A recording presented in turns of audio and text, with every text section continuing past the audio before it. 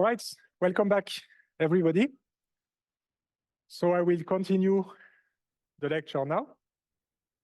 So I was very disappointed with myself because I managed to stuck my feet in the carpet while explaining this. And so I tried to fix it during the break to make it, again, crystal clear what I mean here. So this is a square, rectangle in general that we try to fill. There will be a number in every cell, and that number is the edit distance, which is the minimal number of edits we need. Now, what do I mean with every cell? I took an example of that purple cell here that I have right here. And the idea that you need to look up basically here and navigate all the way down to where you are, that's CA. And here, ATE, where you are. So that's basically here the number of edits between CA and ATE, right? Who is with me? So in every cell like this, we just write the numbers that goes from here all the way to the row that we are and all the way to the column that we are. The number of edits between CA and ATE, between CA and ATE. So now, when I fill my rectangle, so here you see that's the number of ways to go between the empty words to A, there's one edit. Between the empty word and AT, that's two edits. Between the empty words to 8, that's 3 edits. Between C, from C to the empty word is 1 edit, it's a deletion. From A to the empty word, it's 2 edits. And from CA to the empty word is 2 edits. And from cat to the empty word is 3 edits. Who agrees with all numbers here in the table? Okay. Now, this is how we do the recursion. Every time you have to imagine that you want to find the number in that cell. What is that? It's how we go from C to A. This is the problem we want to solve here. We want to find the minimum edits. Now, if I look at this, this is how we go from the empty word to the empty word, right? In 0 steps. So this is the problem that we solve. And every time I ask myself, if I know how to solve that problem, what additional steps do I need to solve that problem? Right? And basically here, the idea is that if I know how to go from the empty word to the empty word, and I know how to do one step of replacing C with A, right? So I remove the C and add an A, that's a single step in edits. Then I know how to solve, how to go from C to A. Who agrees? Right? So this would be in 0 plus 1 steps, so in 1 step in total. Now, if I consider the second possibility, this cell corresponds from going from C to 0, so from C to the empty word. And I know I can do that in 1 step recursively, so I can do that in 1 step. And then if I know how to go from the C to the empty word, what additional step do I need to go from C to A? Well, I go to the empty word and then I add A, right? And then I have solved my bigger problem. So again, with 1 more step, that would be 1 plus 1, in 2 steps, I know how to go from C to A. The third one, if I instead take that I know how to go from the empty word to A, what additional step do I need to take in order to go from C to A? Well, the additional step is to remove C, right? I remove C, then I'm back to that, and I know how to solve that, and I have A. So I basically look at the 3 ways. There's 3 ways I could do it. 1, 2, 3. Every time for these 3 ways, I add 1 to know the number of steps, and then I take the minimum of that, right? And what I messed up was that here it's a remove C, and I had add something. So this I got wrong. That was something I forgot to fix. So then I take the minimum, and here the minimum is 1, so I put a 1 in there. There. And then again, so here the minimum is 2, so again it's 1 plus 1, 1 plus 1, 2 plus 1. The minimum is 2, 2 plus 1, 2 plus 1, 3 plus 1. The minimum is then 3. And here, this is the special case I told you about because now we have the same letter here and here. So if we know how to go from CA to the empty word, we know how to do that in 2 steps. The additional step I could take is to add A, right? Then I know how to solve that. If I came from here, I know how to go from C to A. Then the additional step I can take here is to remove A, right? If I remove A, I'm back to this, and then I can use the solution in that square to go to A. But this is the one that I emphasize, because here, if I know how to go from C to the empty world, how do I know from CA to A? That is actually not needed, because A, I just keep it, right? I basically put I don't know, I hide the A temporarily, and then I solve that problem, right? So that's 0 steps to just let the A alone, right? You don't touch the A. So this is why in that case you add 0 instead of 1. That's the only thing, right? And then you basically fill recursively like this. Does it make more sense now? Who liked the explanation better, the second one? Okay, so let me continue. So this is how you fill the whole thing. You can also keep track whenever you compute a mean or where it came from, and you have the original one. Now, the thing is, if you want to use the edit distance, you can say when you spell check, you want to find the words that are in the smallest edit distance from your query. The problem is that it means you have to do that a lot of time, 500,000 times every time. That's just not practical, right? So in practice, this is not something that you can do so easily. So you could try to pre-select a few terms, right? That would be a strategy, and then you compute the edit distance on less of them. How do you pre-select the terms? We could use the k-grams, right? Now we saw the k-grams from the previous time, so we could try to reason on the k-grams. And the idea is that we could look at the k-grams of the two words we want to compare and look at that as a Venn diagram. It means that, for example, if I want to compute the how far from each other computer and computer are, so if I did a typo and forgot the O, I can compute all the k-grams, all the 3 grams in that case from the left, and all the 3 grams from the right. The blue circle has all the 3 grams of computer. The red circle has all the 3 grams of computer, right? And then in the intersection, you have those they have in common. On the left, you have those that they are only in computer, and on the right, those they are only in computer. And the idea is that if here I have a very small intersection between the k-grams in both sides, it means that they are far away from each other, right? They are probably unrelated. It's unlikely that you are going to make a spelling mistake between computer and root, right? But here, they are very related, because here the intersection is much larger. So we can use the size of the intersection here as some sort of metric, right? That tells us how far away they are from each other, right? And the idea is that you can have this k-gram index in there. You can look when you have a query that you think might be misspelled, you look for the k-grams in there, and for the words that have these k-grams, and you try to pre-filter based on what you find in there, right? So you look at all the words, and you can try to compute the size of the intersection in the Venn diagram, right? Now, you could reason basically on the number or the size of the intersection. So computer would have 3 grams in common. That actually looks good, but Terran has only 1, so maybe Terran is not the correct term you're looking for. So you could have, as a first step, you could imagine that you have a threshold on that, and then you select computer. The problem is that it's not actually working in this way all the time, because you could have the same size in the intersection, but you could have longer words within even more k-grams outside. So it means that what is interesting to us is not so much the absolute number of k-grams in the intersection, it's the relative number of k-grams in the intersection compared to the entire union, right? So what we want is really, we renormalize, we want to divide the cardinality of the intersection by the cardinality of the union, right? And now we have something that is renormalized that is much better. In that case, that would be 3 divided by 12. So we would have what's called the Jaccard coefficient of 0.25, okay? Now we can compute it. For this one, it would be 1 divided by 1, 2, 3, 4, 5, 6, 7, 8, 9, 10, 11. 1 divided by 11 gives you 0.09. Who is able to compute the Jaccard coefficient for any 2 words that I give you?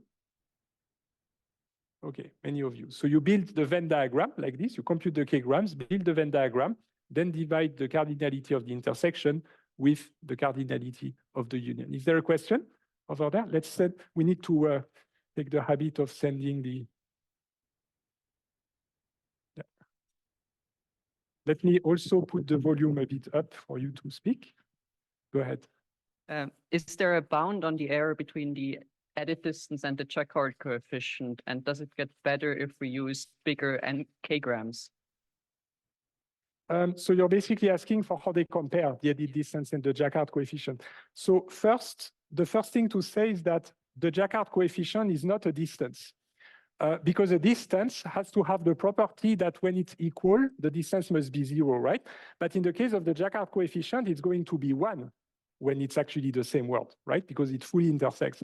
So you cannot directly compare them as such, because one, we call it a coefficient, and the other one is a distance. Now, the two are two possible ways to measure the proximity. You could turn the coefficient into a distance, right? You just need to have some transformation that kind of inverses it in a way that it becomes 0. Now, thinking about distances is very similar to, you know, when you look at linear algebra and you look at metric spaces, you can have the cosine distance. We'll have it in a few weeks, actually, but you have all other kinds of distance. You have the L1 distance, you have the L3 distance, the L infinite distance. There are many ways that you can define a distance. Now, in some easy geometric cases, for example, if you have a finite vector space, then you can actually show mathematically that you don't care which distance you have, because all the topological properties are actually preserved. But this is not always true. Now, this is not just a vector space. So here we are just talking about heuristics, like trying to find ways to quantify and measure. It's almost more an art than a science in the end, because what happens, and I will show you a bit, that people kind of mix the two a bit, right? It's really like practical considerations. You have to consider how accurate it is, but you also need to consider how quick it is to compute, right? So the performance, it's all a compromise. Did it answer your question? Yeah, awesome. So the Jaccard coefficient, now you know how to compute it.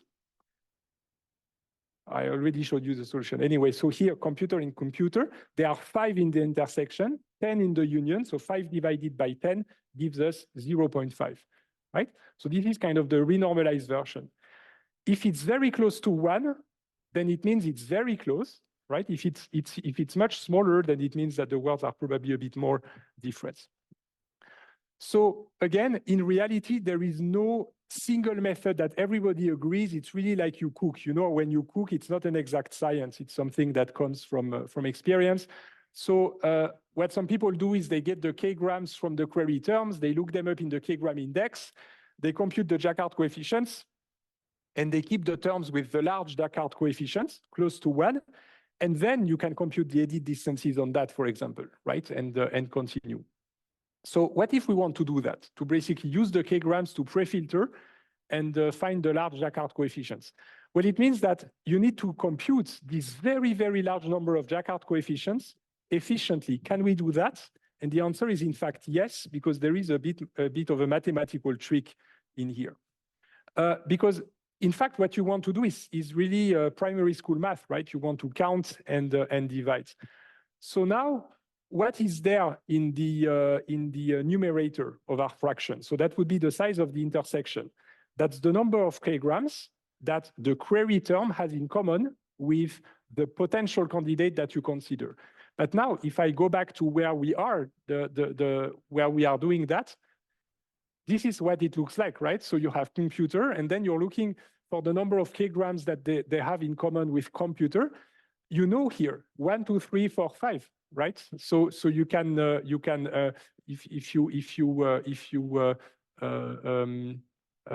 can just count the number of rectangles in green and bold, right?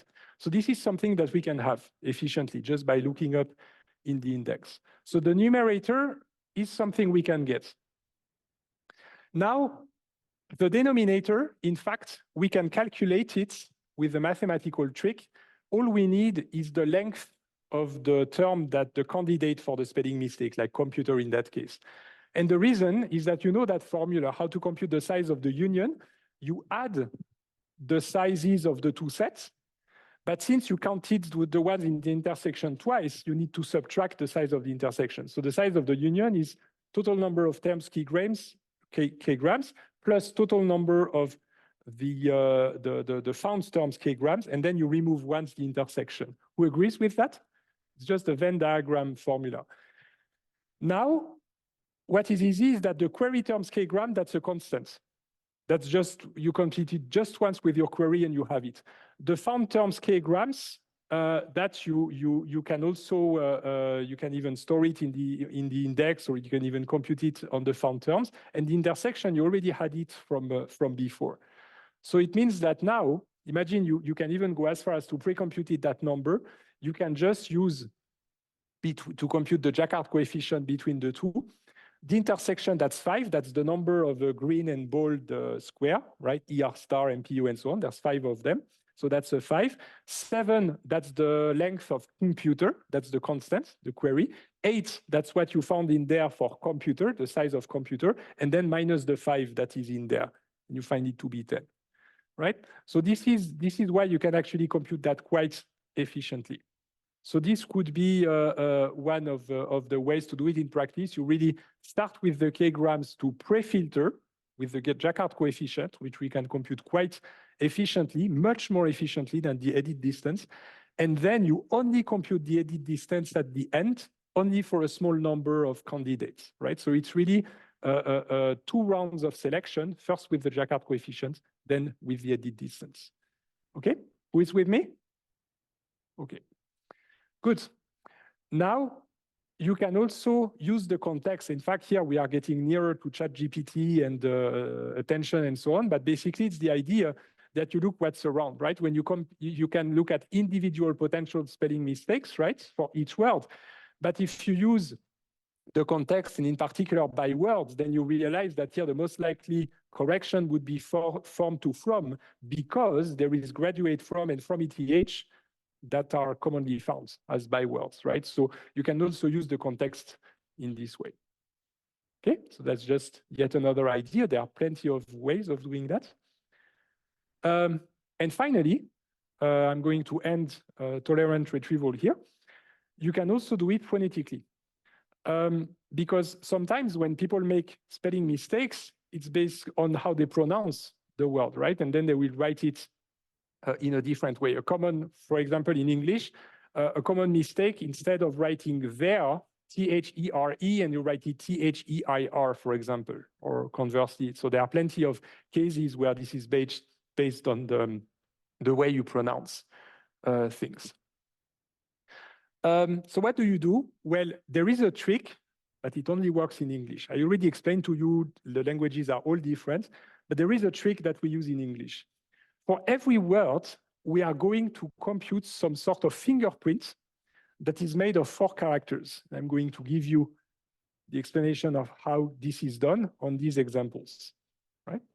So we are going to compute the fingerprints, and then you can use the fingerprint in order to find the matches. So this is called the Soundex algorithm. That's the name it has. The idea is that every letter of the alphabet, there's 26 of them, is mapped to a digit between 0 and 6. So in the first one, you basically have the vowels plus a few more letters. So Y is almost a vowel. W is also almost a vowel. You know in English, like 2 eggs, 3 eggs, this W and Y that you add, this is almost like a vowel. H sometimes is not pronounced. Then BFPV, I think that's called the fricative. So that's replaced with a 1. CGJKQSXZ, they are grouped together as a 2. DT, that's the dental consonants. L, that is also on its own, that's R. M and N, that's the nasal ones, that's a 5, and R is a 6. Of course, that's for English, because in different languages, the pronunciation is going to be different. But it kind of works. Actually, I was very surprised that it works, because you know how English is almost impossible to pronounce. I mean, it's not even a bijection between the way you write and the way you pronounce. In German, it is, right? But not in English. But anyway, that actually works. So the idea is that you preserve the first letter of the word, and then you replace all of the other letters with the digits looked up from that table right here, right? So this is what I did here. I replaced every letter but the first one with the digits. Then what we do is that we remove the duplicates, meaning that whenever there is something that repeats twice, for example, there is a double 3 in there. Here, 3, 3. So we basically remove all of the duplicates that are next to each other, right? So we do that. And then we get rid of the zeros, right? So the zeros are basically the vowels, right? So you basically based anything on the consonants, but the zero were still useful to prevent duplicate removals in some cases, right? So then, and the final step is you force fit it into 4 letters. So basically, if it's more than 4, then you drop whatever is after the 4th one. And if it's less, then you pad with zeros, right? So the padding with 0 happens with Z62 and with L36. And for the others, we just remove. What you have on the right is a fingerprint. And then what you can do is just have yet another index where you can reverse look the fingerprint and come back to the words that have this fingerprint. And then you see computer and computer, they have the same fingerprints. So that's how you can find them. It's purely based on the pronunciation. That is called the Soundex algorithm. Okay. So we saw spelling, k-grams, and so on. That's basically it. That's chapter 3 in the book, dictionaries and tolerant retrieval. Okay. Are there any questions in that part? No questions? Okay. So I'll move on to index construction then.